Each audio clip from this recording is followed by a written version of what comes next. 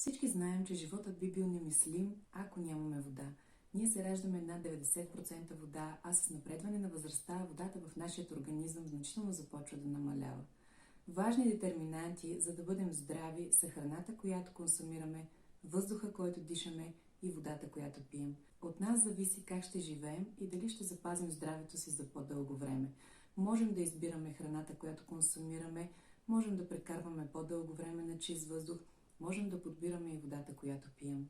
И днес искам да споделя с вас за изключително иновативната плазмена технология, наречена ГАНС. Учени разработват ГАНС, за да бъде в помощ на нашето здраве, като доказват, че поставен във вода от 3 до 6 часа я зарежда и прави изключително здравословна за нашите тела.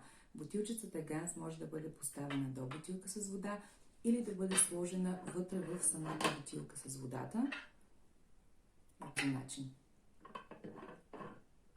Като майка на 3 деца съм подложена на изключително натоварване и големи предизвикателства в моето ежедневие, като това включва недобро възстановяване през нощта покрай честите ставания около бебетата. Естествено, това се отразява на моето физическо и психоемоционално състояние, което е нормално.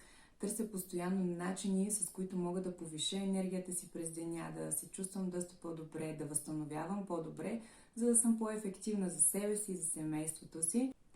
Ако и ти страдаш от повишени нива на стрес, тревожност, депресивни състояния, трудно се наспиваш или пък имаш паник атаки, то ГАНС в комбинация с водата ще остави всичко това в миналото.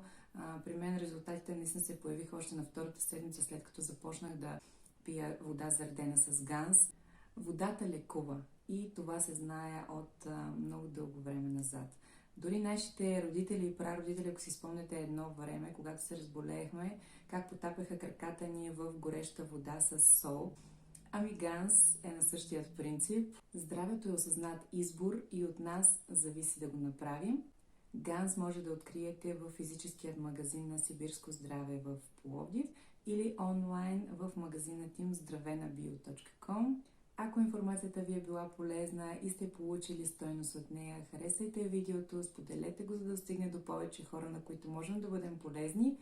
Бъдете здрави, пазете се, усмихвайте се и до скоро!